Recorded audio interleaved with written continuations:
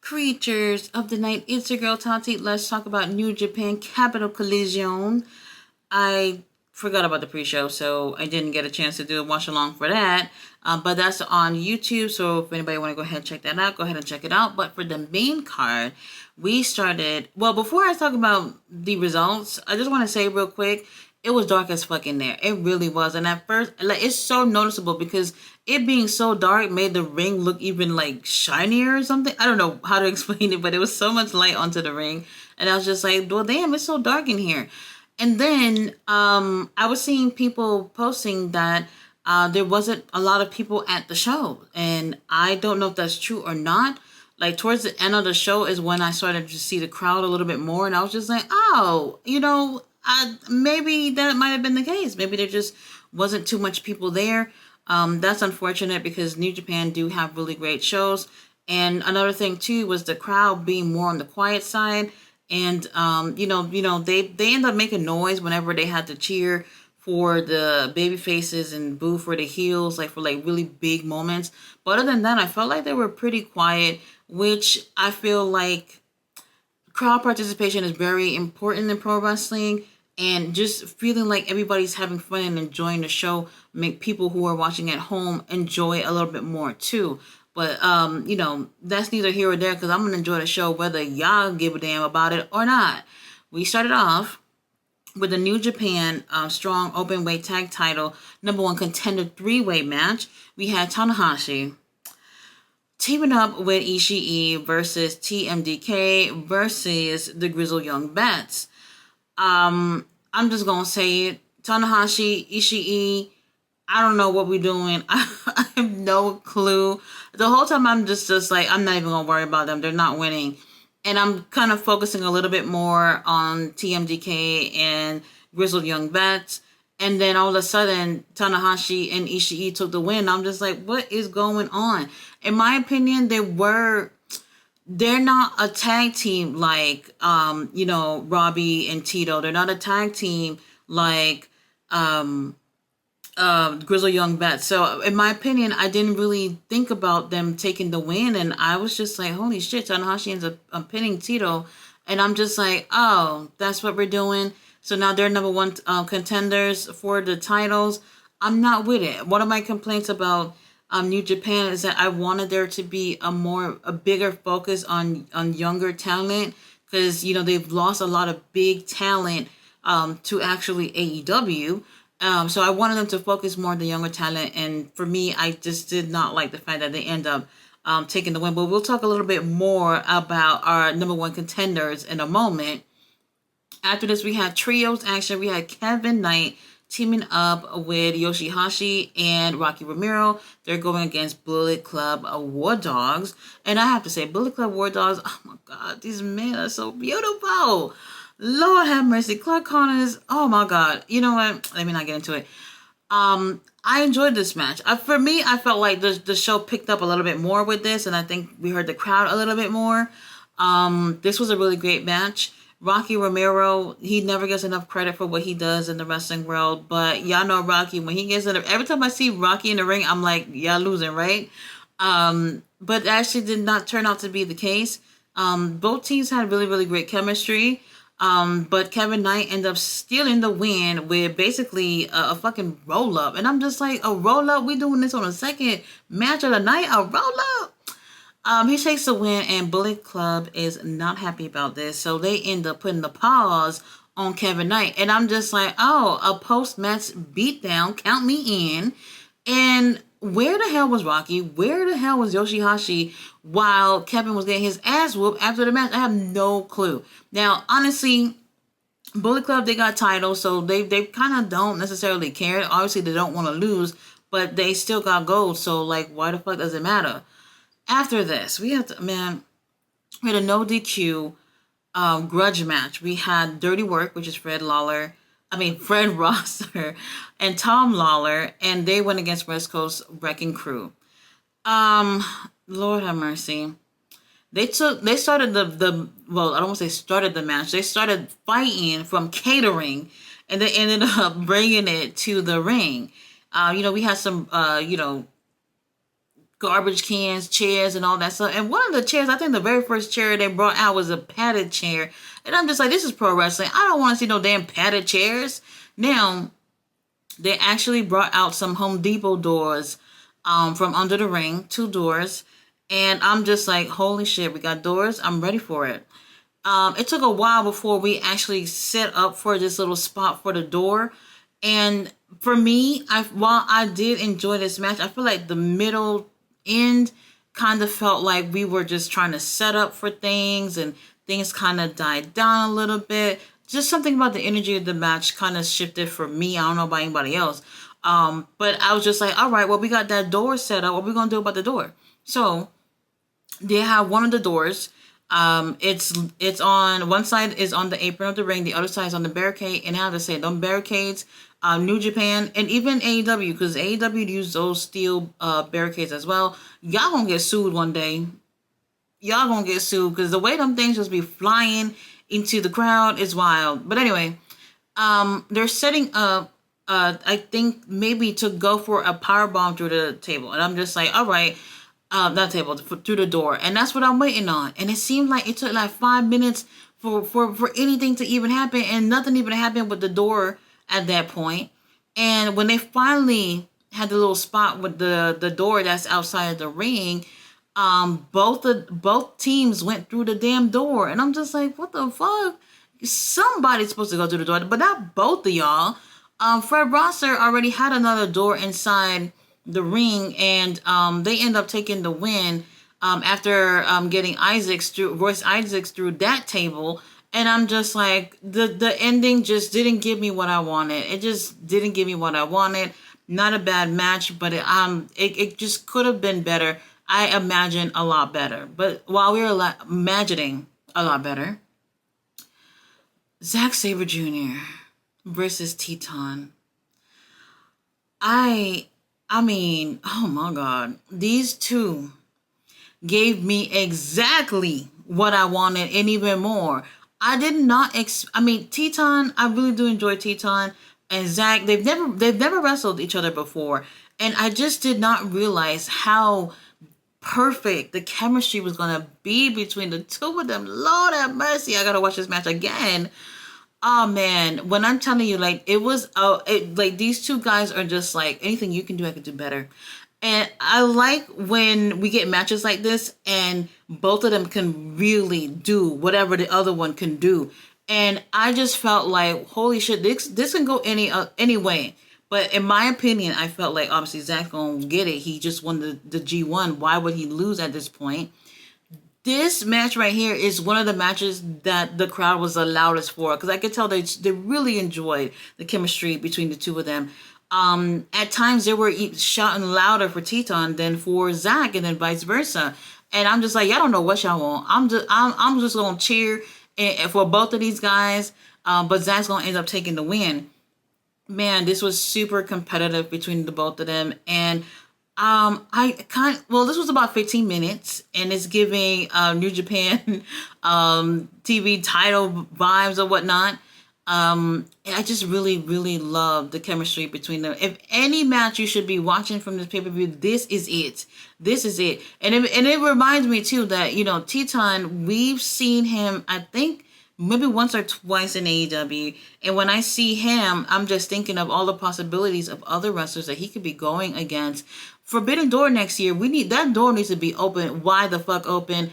I really want to see like a literal, CMLL and New Japan guys going against AEW guys. Like, I don't want to see AEW versus AEW, none of that shit. Like, literally open the door for having a one woman or one guy or teams going against someone from the opposite promotion. But anyway, for me, in terms of the performance, best match of the night, I knew this. But Zack Sabre Jr., I just fucking love his confidence. Oh my God, it's so sexy. I absolutely love it. Teton, he did so well that, man, he even got a standing ovation from the crowd after the match. And I was just like, oh, okay. Yes, Zack took the win, but they were both equally loved by the crowd, and rightfully so.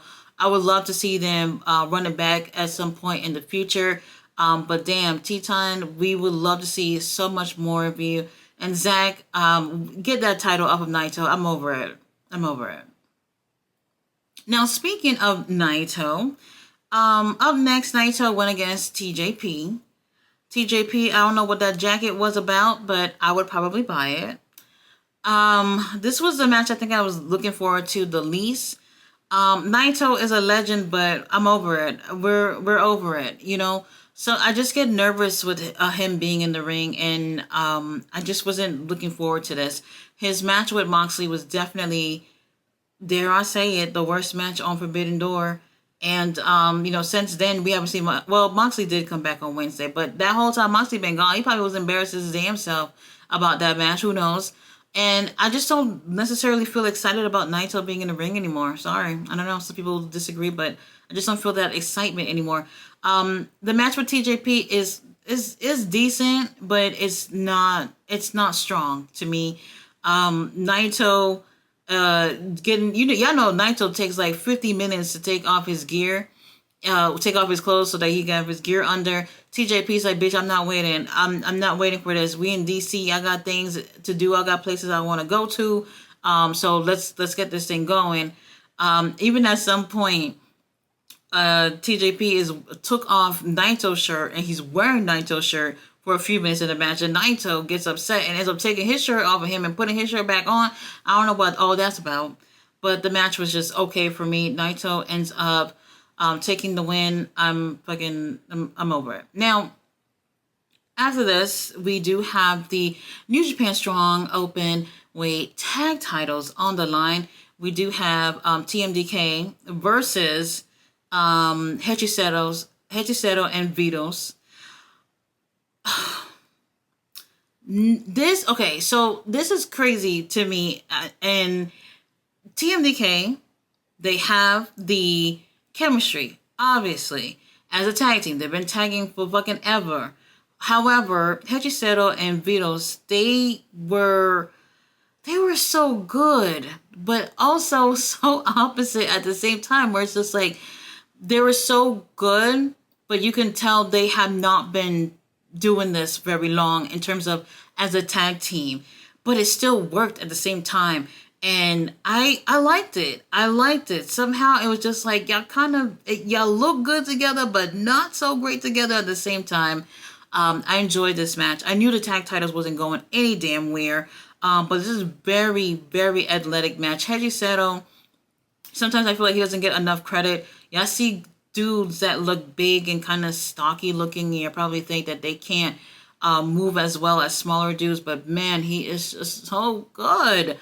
TMDK ends up retaining, and then after this, Tanahashi, Ishii come out and they issue a challenge to the boys, and I'm just like, okay, this is going to be for Royal Quest, and I'm just like, well, why are we issuing challenges when y'all just won to be number one contenders earlier in the night? You know what I mean? We already know where this is going. You guys are next in line for the titles. So I thought that was interesting.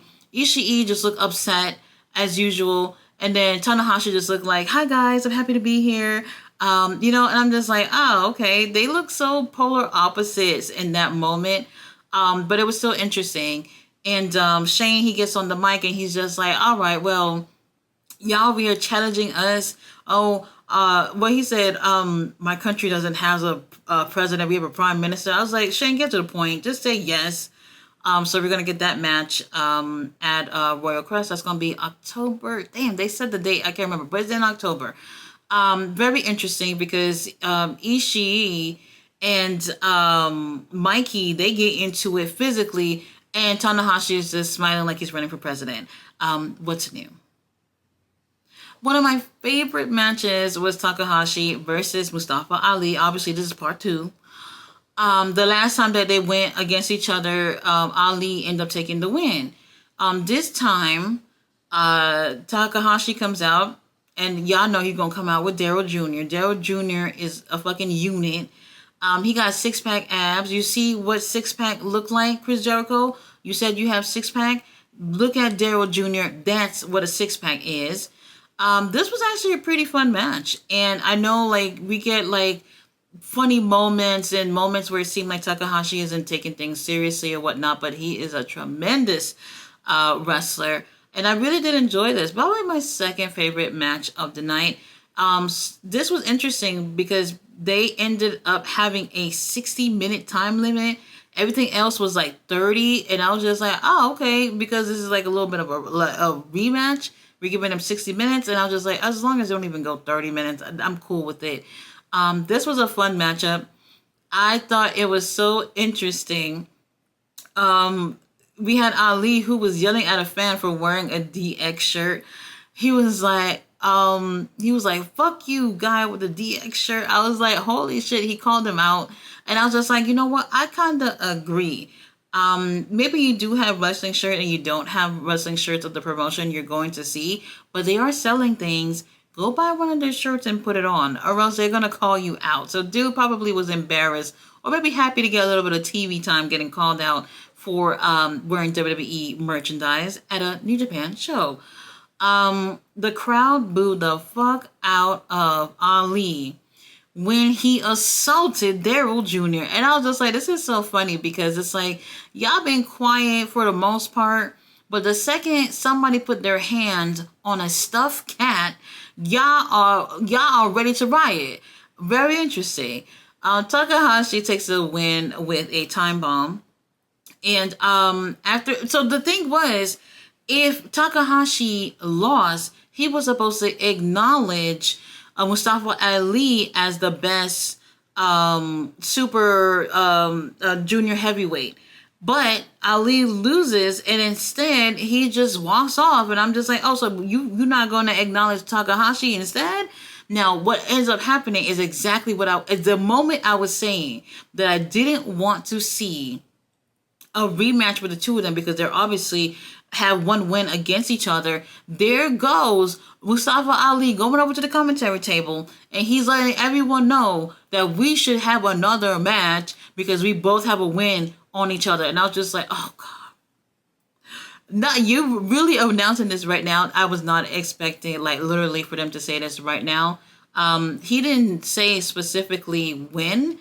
At least I don't think so. Oh, no. I think it was for the best of the Super Juniors. I think that's when he said that would happen. Now, he's saying this to the commentators, so we can't hear him well. But I do believe he was saying that for next year. Either way, this is probably like my second favorite match of the night. This is really good. I think I enjoyed this a little bit better than the first match that they had. And that's how rematches are supposed to be. They're supposed to be better than the last time. Now, speaking of another really good match, Lord have mercy.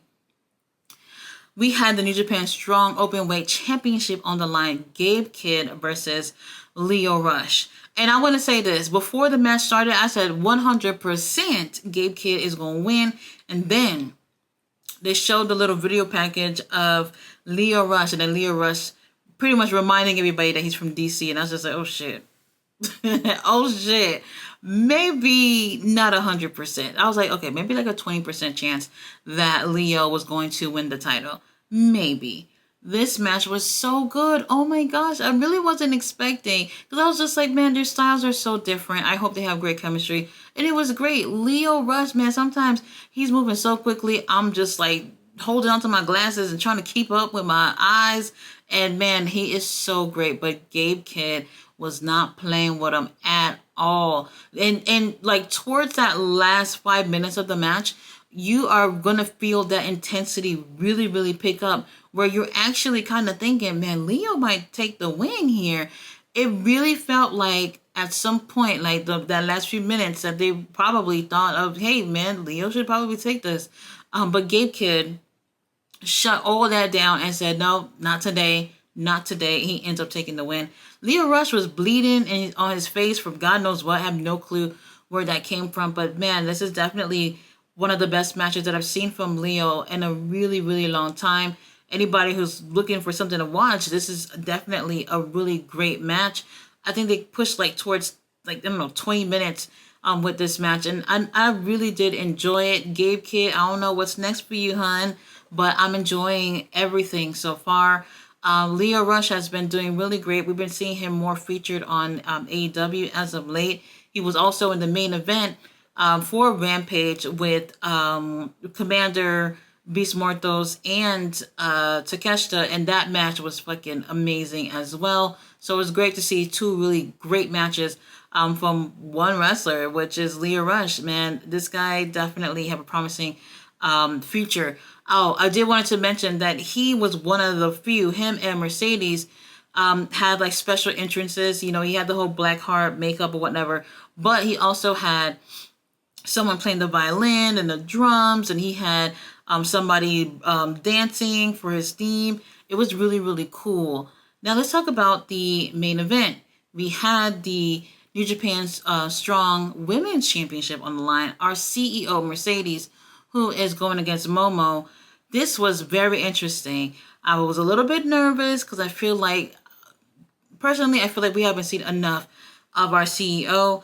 I've been wanting to just see more matches of her. This is her first match since I think the first match that she's had in New Japan since she broke her ankle since what, 2020? Was that 2022? No, 2023, early 2023. And I was a little nervous, but this match was very good. They gave us, I guess, another 20-minute match or so. And they really do like her. This was a different vibe in terms of I felt like she was being herself, that character still, but the crowd really, really liked her. Momo being herself as well too, but I felt like she played a little bit more of being a heel in this match. And man, these girls was going back and forth, back and forth. And I'm just like, I know people have been very critical of CEO since she's joined AEW. And I'm just like, after All In, people kept saying that was the worst match of the night and all this foolishness. And I'm just like, can we just watch and stop trying to compare her to when she was in WWE? Just watch and see what she does. Like, y'all are missing the good stuff when y'all sitting here just looking for shit to criticize. This is definitely a really great match. Probably the best match that I've seen her in since, for real, since she's been with AEW. Best match for sure that I've seen her in. Really enjoyed this match. She ends up taking the win with a statement maker. After Momo was not playing with her. She gave her a really great match. She ends up taking the win, and then surprisingly, she's taking pictures with fans in the crowd. She's interacting with people, and I'm just like, oh, this shit would have never happened at AEW, which was interesting. I really did enjoy the pay-per-view. My favorite matches, obviously, with Zack and Teton was probably the best.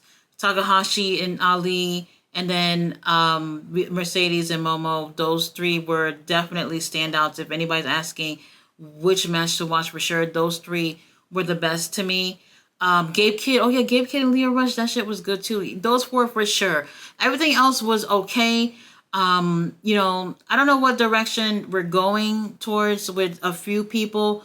Mercedes, to be completely honest, I just don't know when we're going to see her back on the show. This is what happens when you have somebody who has two titles from two different promotions. They were saying that Momo was saying how she was afraid to go wrestle in Japan. So who knows if maybe we might see the next time we see CEO and with defending the New Japan title, maybe in Japan. We'll see about it. Overall, this was a great show. Those 4 matches that I mentioned, absolutely worth the watch. Man, I'm telling y'all, man. Zack Sabre Jr., Teton, this stuff that you see in your dreams, Lord have mercy. Anyway, you guys, thanks for watching my review.